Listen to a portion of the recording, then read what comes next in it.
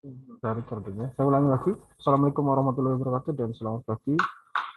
Wah, Ini minggu Pagi, setelah Pak. pagi juga. Untuk hari ini mungkin kita akan cepat ya, hanya 1 jam ya. Nanti ada tugasnya nanti untuk menggantikan materi minggu depan karena minggu depan saya keluar kota, jadi mungkin tidak bisa masuk, tapi wajib absen gitu ya. Tidak bisa masuk tatapan langsung secara Zoom gitu ya. Nah, untuk materi kali ini kaitannya dengan praktek kemarin ya. Kemarin saya juga nggak masuk.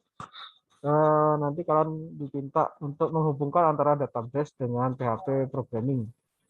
Karena tujuan akhir dari suatu pemrograman atau merekayasa suatu website adalah kita dapat membuat suatu website dinamis, di mana website tersebut mampu berinteraksi dengan database dan bisa terupdate secara langsung jika ada perubahan data di front end-nya.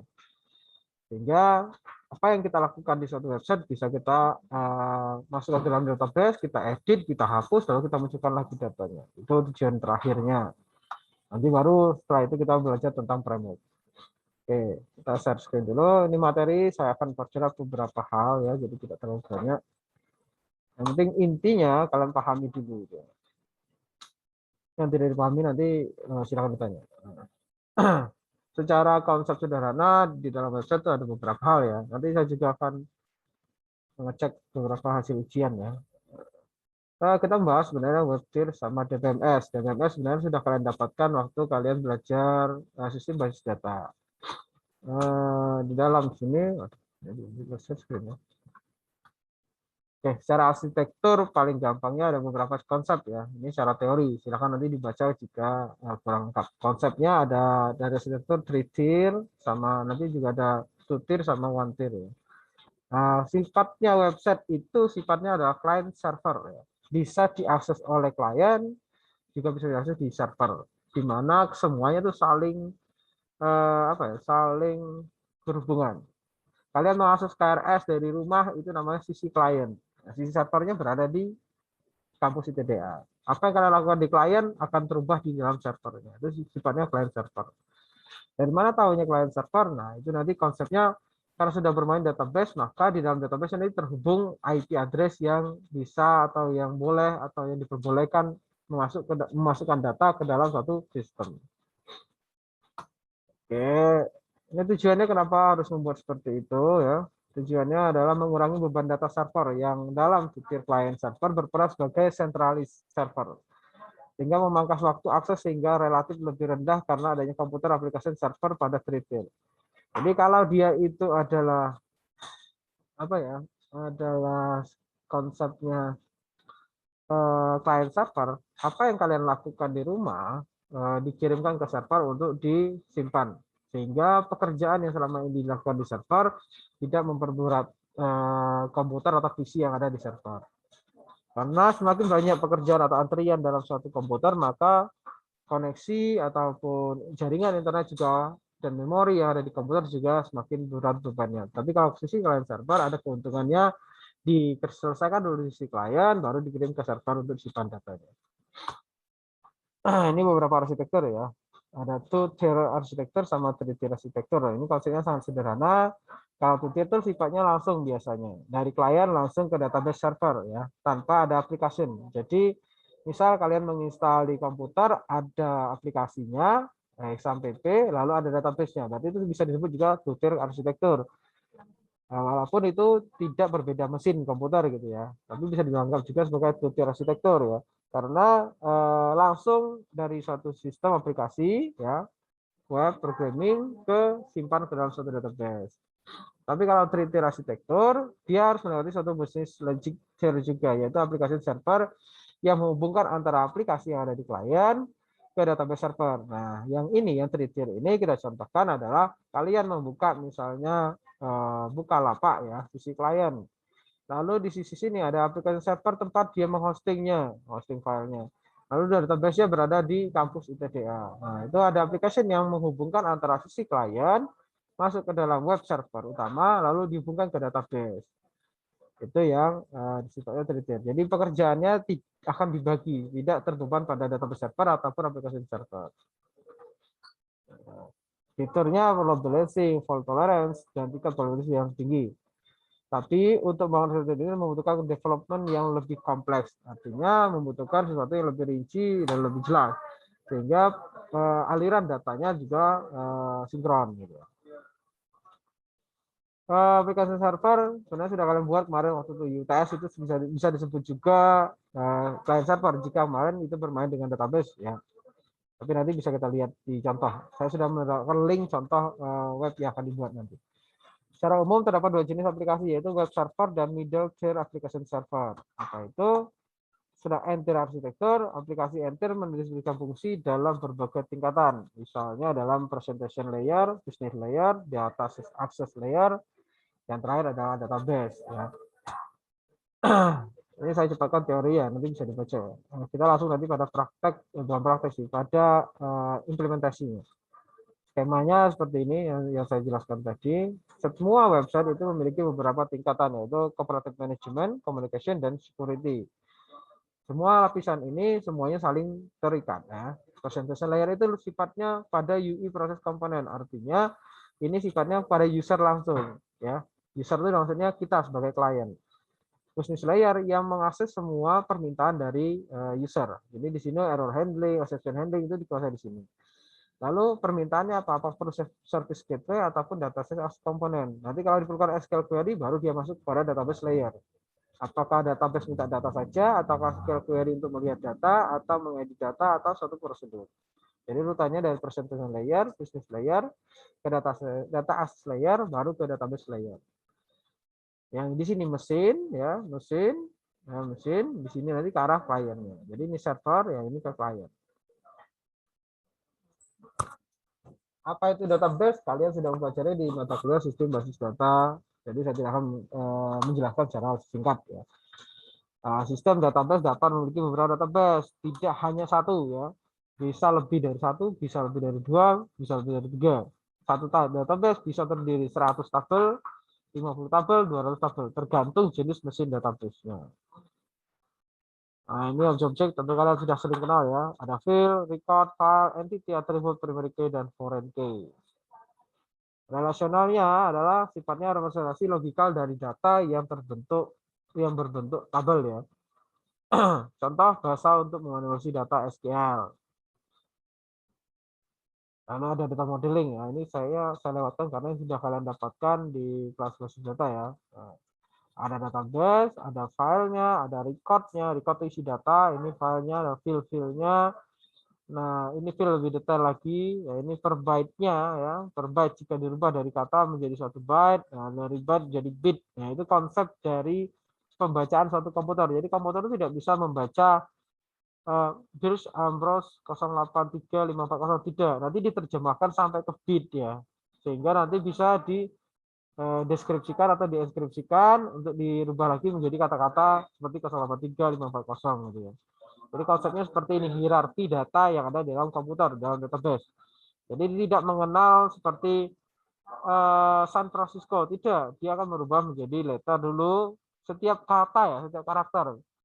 Nah, ini kan contohnya dari suatu database besar, dibuka suatu file dengan nama general drive relationship file, ada isinya ini, virus Ambrose 083540. Ambillah salah satu record ya. Aduh, sorry. Ini saya ambil dulu garisnya. Nah, ini ya. Soalnya yang diambil adalah ini, di open, general, lalu kita klik vir Ambrose, Ambrose nanti masuk sini ya. Ini Ambrose masuk sini. Sini ya, yang ini ke sini. Lalu yang Ambrose ini nanti kita pilih yang mana dia namanya, Ambrose Bridge-nya kok nggak ada sini. Soalnya ada satu lagi namanya Ambrose Bridge ya, nama ada kurangnya ini. Nah, Ambrose Bridge-nya ke sini. Nah, ini letter, berarti ini dibagi A, B, M, B, R. Nah, A-nya ini letter A.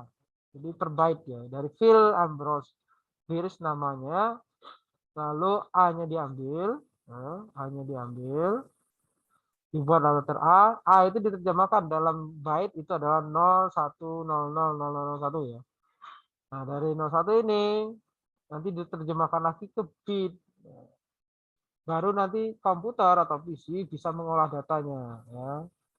PC di sini bisa dalam artian adalah prosesor atau memori atau sistem dalam komputer atau sistem operasi atau SO di komputer menerjemahkan ini menjadi bit. Baru dia karena komputer tidak bisa mengenal kata-kata ini ya. Semuanya ini dirubah menjadi bit seperti ini. Ya. Nah, nanti kalau mau dikembalikan lagi dalam bentuk ini, dia mengulangi lagi. Ini naikkan dari bit, naik ke sini, naik ke sini, naik ke sini, naik ke sini, sampai ke sini. Jadi dibalikkan lagi. Itu cara kerja apapun ya. Kalian ngetik keyboard, kalian masukin data, kalian enter, itu semuanya dirubah menjadi bit. Ya. Itu yang benar ya. Makanya ada dikenal dengan bahasa Ruby, Fortran ya. Jadi lebih pada spesifik bitnya yang diakali. Ya, itu secara teknis ya. Ini teknis. Kita masuk ke teorinya lagi. Sistem manajemen data kayaknya sudah dapat di BDMS ya. Jadi tidak perlu saya membaca secara lengkap. Kalian sudah mempelajari manajemen data yaitu create, read, update, dan delete. Itu sudah dapat di base data ya. Jadi insert, update, delete, dan select itu sudah kalian dapatkan. Kita hanya menggabungkan konsep DBMS ke suatu aplikasi website gitu ya. Di mana database management system ya, di situ ada query, ada report, ada utility, lalu diinventory dalam suatu aplikasi ya, ada query-nya, ada orang yang masuk. Misalnya ini adalah kasusnya inventory item ya. Nah, user memasukkan data ke dalam komputer menggunakan web dash untuk memasukkan data ke dalam database, lalu menghasilkan suatu struct. Nah, itu seperti ini. Nah, sudah belajar kamus data dan log transaction. Nah, jadi dalam satu DBMS pasti kalau sudah mengenal namanya log transaction dan data atau kamus data. Nah, ini contohnya. Ini nggak perlu saya baca lagi. Ini juga. Oke. Sekarang kita masuk. Kemarin kalian dalam database di base data kalau tidak salah belajarnya pakai Oracle. Sekarang kita pakai MySQL. Kenapa harus pakai MySQL? Karena kebanyakan ya.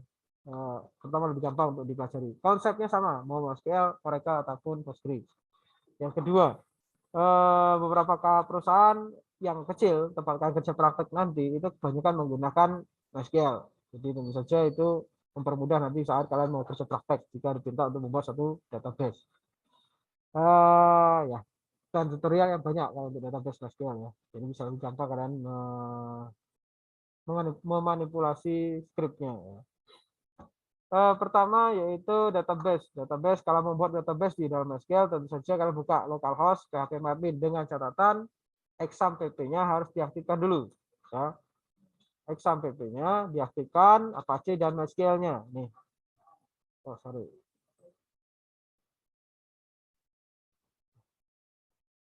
Nih, ini ya, exam pp-nya jangan lupa Apache dan MySQL-nya diaktifkan. Setelah aktif baru kalian masuk ke sini, localhost php-admin.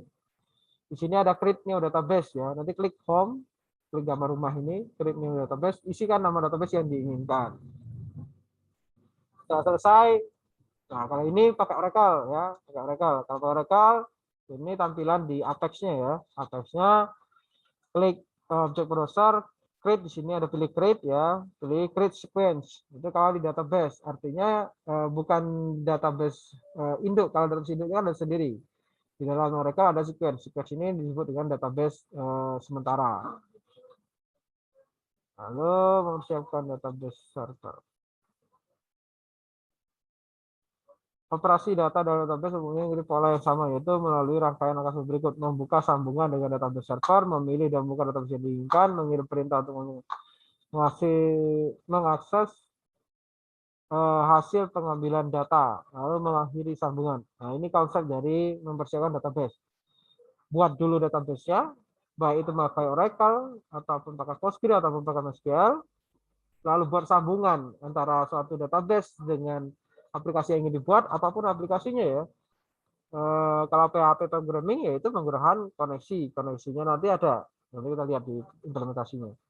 Lalu memilih database-nya apa yang akan dibuka ya, lalu kirimkan perintah apa yang kita inginkan, lalu kita akses untuk ambil data, lalu kita stop koneksinya. Nanti implementasinya ada. Nggak usah. Query dikelompokkan menjadi 3. Query untuk mengolah database, akses data, lalu melibatkan lebih dari satu tabel. Ini sudah diajarkan di kelas data ya. Jadi ini hanya mengingat saja. Mengelola database itu CRUD ya, sehingga bisa mengakses data, juga bisa melibatkan lebih dari satu tabel. Ya, CRUD, ingat CRUD. Create, read, update, delete, insert, update, delete, select. Nah, terus komponennya yang harus diingat. Nah, ini sederhana sama ya. Saya langsung pada pengelolaan database. Ya, ini juga sudah ya. Create, kalau di MySQL, create database, nama database-nya. Kalau menghapus, drop database, nama database. Contoh ini script-nya. Ini kalau buat create table ya, di MySQL. Sebenarnya di Oracle hampir sama ya. Drop table. Saya tidak akan banyak kalau ini, karena kalau sudah mempelajari semua ini. Nah, ini ada beberapa untuk menghitung data. Count, sum, min, max, dan average. Insert, update, select, dan delete. Nah, ini untuk menambahkan data ya. Insert ya. Insert nama tabel, nama kolom, lalu isinya apa di sini ya. Lalu ini update ya. Ini sudah dipelajari jadi saya tidak akan terlalu banyak. Ini untuk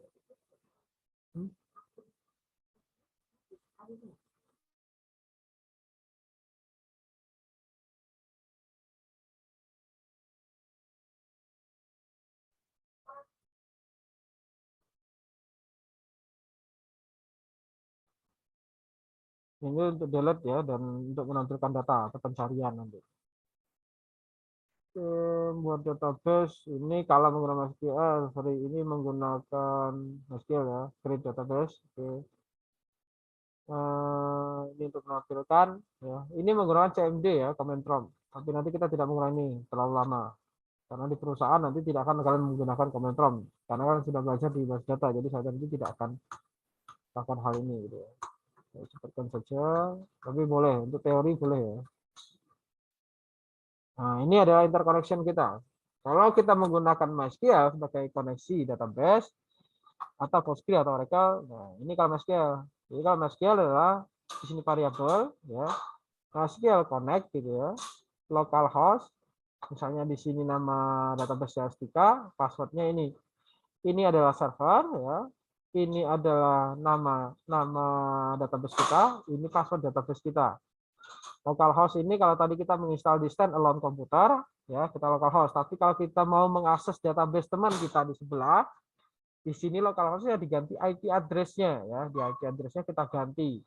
Dan IP kita, IP komputer kita, jika ingin masuk database teman, kita harus masuk ke dalam database-nya dia, kita masukkan IP address kita, atau database orang tersebut harus memberikan akses full kepada siapapun yang bisa mengakses. Jadi tinggal menuliskan IP address-nya saja di sini.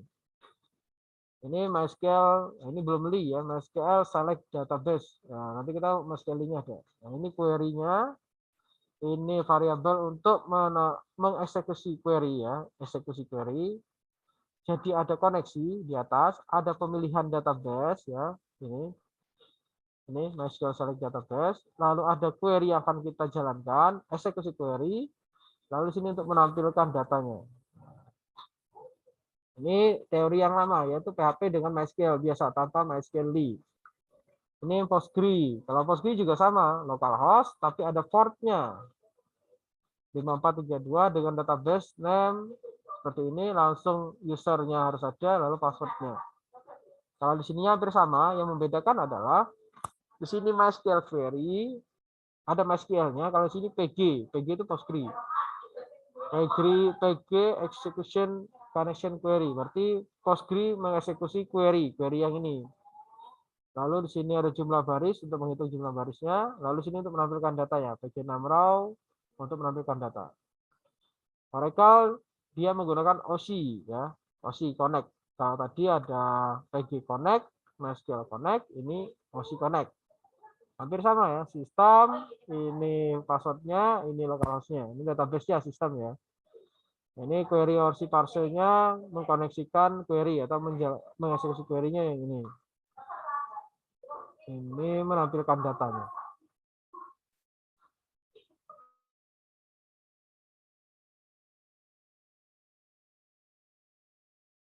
Oke, itu materi kita yang pertama ya. Sekarang baru kita masuk ke implementasi yang berikutnya. Silakan lihat materinya ada di ini ya, di modul. Oke, ini.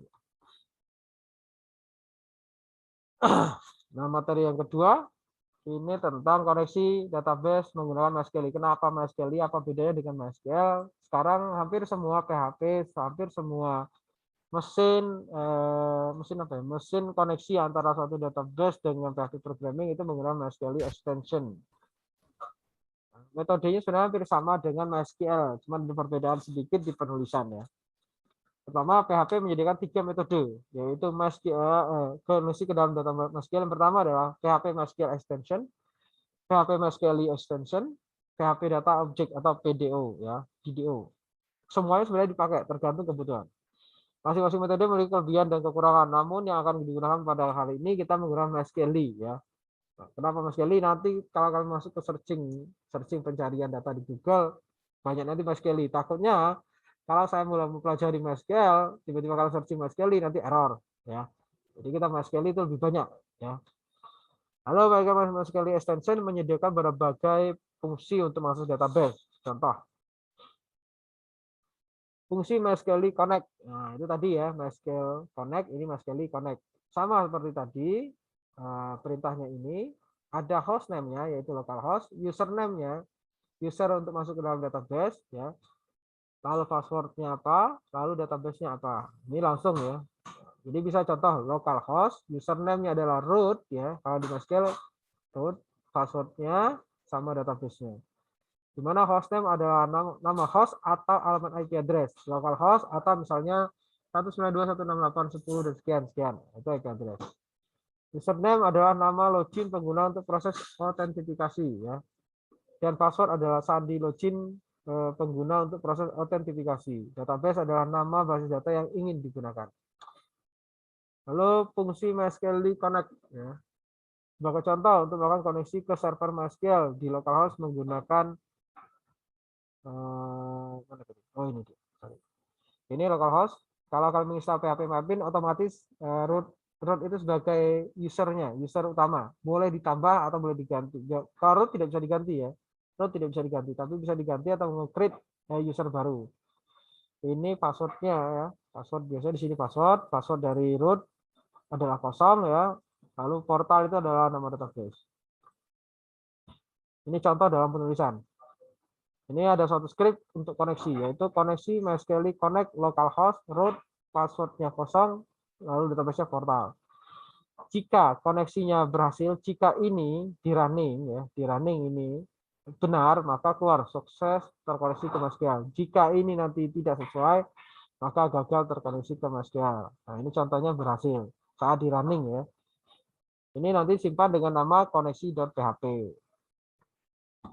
Lalu yang kedua ada dikenal dengan nama perintah MySQL query. Artinya kita membuat suatu query, apapun itu query-nya, CRUD ya, create, update, delete, insert, update, dan sebagainya. Wajib menggunakan di depannya MySQL underscore query. Lalu query-nya apa? Nah, ini query-nya. Di sini ini query-nya. Lalu query-nya terserah mau update, delete, insert, dan sebagainya. Ini contoh penerapannya. Jadi ini ada suatu variabel namanya record set. Di dalamnya ada suatu perintah untuk membuat suatu MySQL query, yaitu select bintang from kategori berita. Nah, di depannya ini adalah suatu koneksi. Koneksi itu diambil dari yang sini tadi. Nah, ini ya. Jadi ini nanti include dia ke sini. Kalau ini tidak digunakan di dalam MySQL, dia error karena tidak ada koneksi antara database-nya. Jadi koneksi yang berada di sini, variabel ini, berfungsi menyambungkan perintah query ini ke dalam database kita tadi ya, atau dengan menampung perintah SQL. Nah, ini dipisah, query-nya disendirikan di sini lalu dipanggil seperti ini. Boleh yang mana saja. Kalau saya pribadi biasanya SQL-nya di sini ya, saya pisah karena nanti untuk uji coba saya lebih gampang. Ini contoh penerapan ya. Ini ada perintah koneksi di atasnya ya, di sini ya. Lalu ini perintah koneksinya. Lalu dicek jika koneksi benar dan sukses, maka perintah query yang di sini itu dilakukan. Saya bintang from query, MySQL. Nah, koneksi yang ada di sini ya, yang di sini. Ini ambilnya dari sini.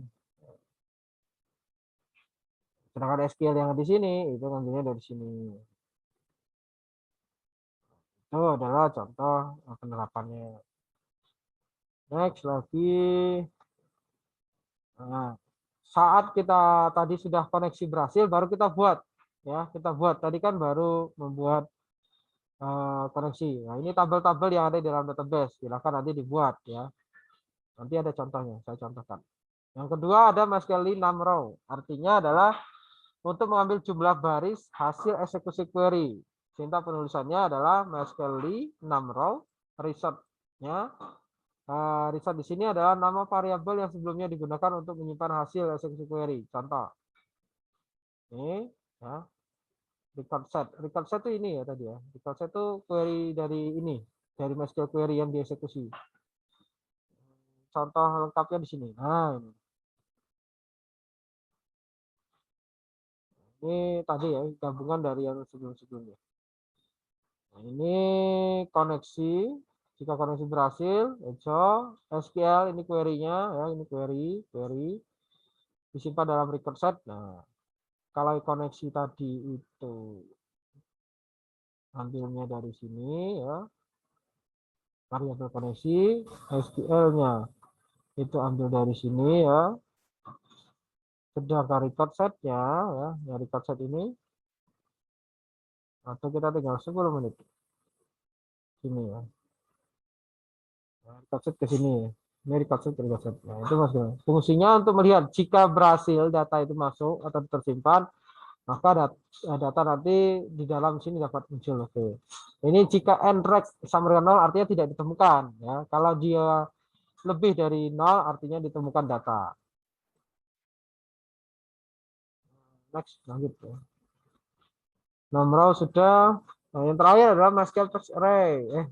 Ya, ini berfungsi untuk menampilkan data ya. Langsung saja pada implementation ya. Nah, ini record set tadi, ini untuk menampilkan datanya. Datanya itu menggunakan variable row ya, row seperti ini. Kalau langsung pada implementasi ini ya. Jika koneksi MySQL connect, localhost, root, dan portal ini koneksinya, ini SQL query ya, bisa. Ini untuk MySQL query-nya, ini antara koneksi, ini SQL-nya, ini nrec, MySQL numRow, record set-nya ambil dari sini ya. Jika data ditemukan, maka ada perintah untuk menampilkan data, yaitu ini.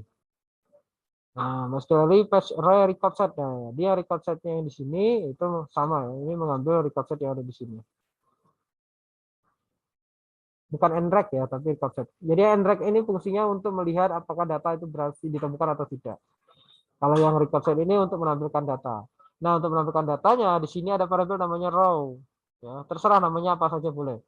Nah, jadi kita buat seperti ini, row tanda kotak persegi itu kasih petik ini ya. Ini disesuaikan dengan field yang ada di dalam database kita. Jadi kalau field di dalam database kita namanya kode berita ya kode berita. Kalau kode kategori berita kode berita. Jadi tidak ditentukan sendiri. Ini sesuai dengan database. Ya, nama kategori berita juga sesuai dengan yang ada di mesin database-nya. Field yang ada di database ya.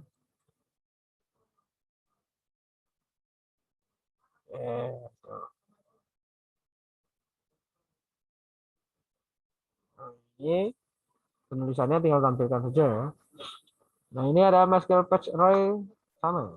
Kalau sama tidak sekitar lagi. Oke, sama ya. Nah, ini kalau error ya. Kalau tidak berhasil, tidak ditemukan, nah kita bisa menggunakan MySQL error. Sampai sini ada pertanyaan karena nanti ada tugasnya ya. Tugasnya bukan yang ini ya. Tugasnya bukan ini. Ya. Iya, Pak, mau mau tanya, tanya, Pak. Ya, silakan, silakan. Itu buka dulu, Pak. Gimana? monggo sampai dulu gak Mas? Pak, misalnya kita mau hubungin ke internet itu nanti gimana, Pak? Kalau database gini. Kalau mau ke Hubungin ke internet jadi orang lain bisa akses juga tanpa punya file-file gitu, Pak. ini mau ke internet atau hanya sifatnya client server antara 2 orang atau 3 orang. Kalau internet itu maksudnya gini maksud saya. Internet yang global itu adalah kamu sekarang posisinya di Jawa Timur, saya posisi di Jogja. Ya, semacam itu, Pak. Nah, kalau itu harus dihostingkan. Jadi nanti kita belajar kok hosting ya. Nanti kita hosting ya. Misalnya hostinger lah.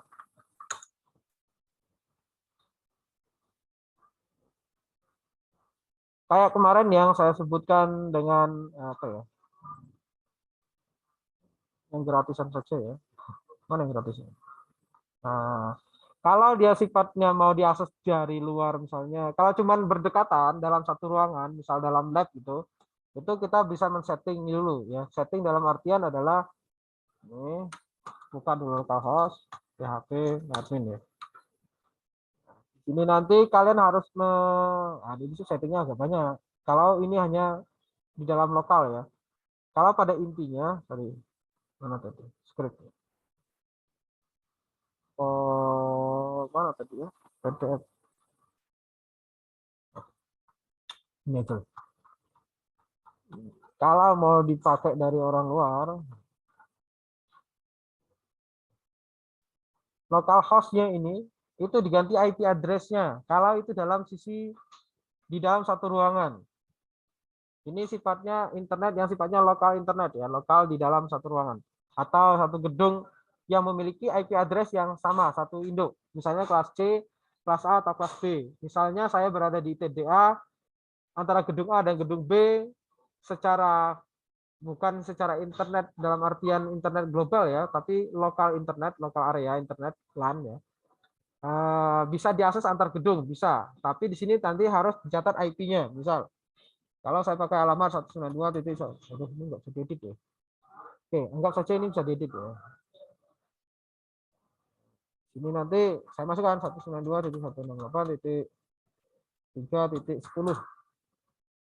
Anggap saja 10 ini adalah sisi servernya ya. Localhost-nya kita ganti dengan IP address-nya. Itu kalau kita ingin koneksi dalam satu lokal area ya. Tapi kalau kalian sudah berbasisnya mau diakses seluruh orang di Indonesia, konsepnya juga sama sebenarnya. Konsepnya bukan IP address yang dicatat, melainkan localhost tapi berada di hostingan. Hostingannya nanti macam-macam ya. Bisa hostinger misalnya atau web hosting yang lain ya. Ini biasanya kalau di sini pakai kemarin pakainya ini. Boleh kalian nanti klik sekarang, di sini ada beberapa. Waduh, kok berbayar? Dulunya gratis ya, sekarang masih sudah berbayar ya. Tidak ada domain. Kalau domain itu nama, kalau hosting itu untuk IP address-nya. Kalau kalian memasukkannya itu di web server, saya gambarkan dulu ya. Oke, ini masih cukup. Saya tutup. Ctrl R.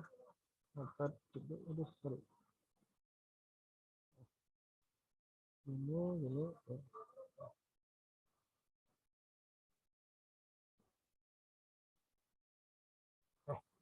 Kalau kalian itu ini misalnya kalau tadi lokal ya, kalau lokal itu cukup memasukkan IP address. Kalau bisa diakses dari Jawa Timur, Sumatera, Papua dan lain-lain, kalian upload ke suatu web server. Ya. Web server mau yang gratisan boleh, yang berbayar juga boleh. Kalau kemarin kan saya suruh pakai Witty School. Nah, kalau dia web server, artinya ini kalau web server ya, ini web server nih, ini klien. Kliennya mau di Jawa Timur terserah. Klien. Maka yang pada koneksi tadi itu tetap menggunakan localhost. Kenapa localhost? Ya. Karena sisinya di mana ya? Sisi di web server yang berada misalnya di hostinger atau di web server yang berbayar, localhost itu menembak ke mesinnya sendiri. Ya. Klien itu hanya mengakses alamatnya saja. Ini kalau konsepnya adalah internet yang sifatnya hostingan ya. Hostingan itu seperti kampus ITDA, itda.ac.id. Itu artinya IP-nya ITDA itu berada di localhost-nya di web server kita tanam. Misalnya saya letakkan ini di web server hostinger. Hostinger adalah pelayanan memberikan jasa web server. Jadi alamatnya, domainnya, itd_id saya tanam di hostinger, dan koneksinya di sini, koneksi yang tadi, itu tetap localhost. Karena kita basisnya localhost servernya adalah hanya dari klien itu memanggil domainnya saja. Paham nggak ini? Agak susah kalau dijelaskan secara Ya, Pak. Paham kasarannya, Pak. gimana? Kasarannya saya paham, Pak. Oh, oke. Kalau kasarnya paham ya. Maksudnya besok setelah ini ya, maksudnya setelah pertemuan framework, kalian nanti ada tugasnya ini, menghostingkan. Jadi kalau hosting itu, bedanya hosting dengan saya tuh ada ya. Mana? Gimana caranya menunjukkannya? Masalah security ya, rahasia. Nah, kalau dia hanya sifatnya lokal, saya tunjukkan contoh atau sini.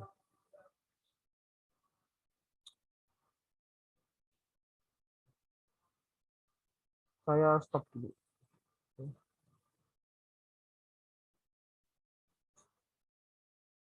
Saya stop dulu.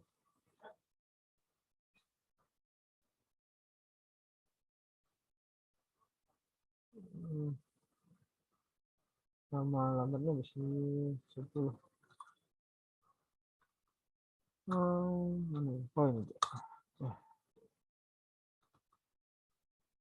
Admin.